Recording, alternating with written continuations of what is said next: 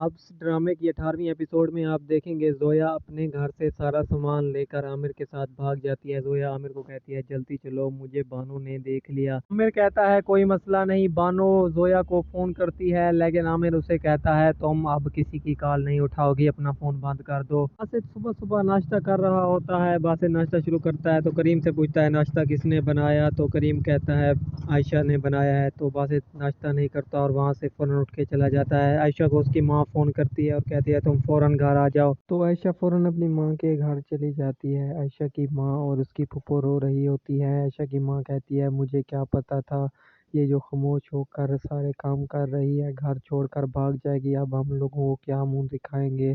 तो आयशा अपनी माँ को कहती है आप खुश करें कुछ नहीं होगा।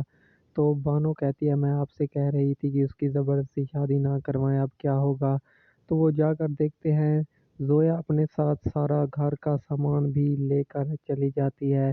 तो उसकी माँ कहती है अब मैं रिश्ते वालों को क्या जवाब दूंगी। आयशा कहती है कि चले हम जोया और आमिर को ढूंढते हैं, वो आमिर के साथ ही गई होगी। लेकिन उनके ढूंढने से पहले ही जोया और आमिर निकाह कर लेते हैं। सिर्फ अपने घर करीम को फ़ोन करता है और कहता है कि आयशा कहाँ है। तो करीम कहता है आपके पीछे आयशा मैम भी चली गई थी, पता नहीं कहाँ है, उन्होंने मुझे कुछ नहीं बताया। तो बासित आयशा को फ़ोन करता है, आयशा उसका फ़ोन नहीं उठाती। तो बासित को पता चल जाता है कोई ना कोई मसला है। तो बासित का फ़ोन आयशा घर आकर उठाती है तो आयशा उसे झूठ बोल देती है, कहती है मैं किचन में थी इस वजह से तुम्हारा फ़ोन नहीं उठा सकी। तो उसे कहता है कि मैंने एक ड्राइव रखी हुई है वो मुझे भिजवा दो। तो आयशा उसे ड्राइव भिजवा देती है। बानो आयशा को फ़ोन करती है और कहती है कि तुम क्यों चली गई, अम्मा की हालत बहुत ख़राब है। तो आयशा कहती है मुझे बासित बार बार कॉल कर रहा था इस वजह से मैं क्या करती। तब फहद को फ़ोन करती है और उससे कहती है कि मेरी बहन घर से भाग गई है, तुम मेरी मदद करो उसे ढूंढने में। तो फहद उसे कहता है क्यों भागी। तो आयशा कहती है कि अम्मी उसकी शादी उसकी पसंद से नहीं कर रही थी जिसकी वजह से वो घर छोड़कर चली गई। आयशा उसके सामने रोने लग जाती है। फहद आयशा को कहता है कि तुम हौसला करो हम उन्हें ढूंढ लेंगे। पीछे से आकर बासित देखता है वो दोनों ठहरे होते हैं। तो बासित कहता है मैं तुम दोनों को डिस्टर्ब तो नहीं किया, लेकिन नहीं।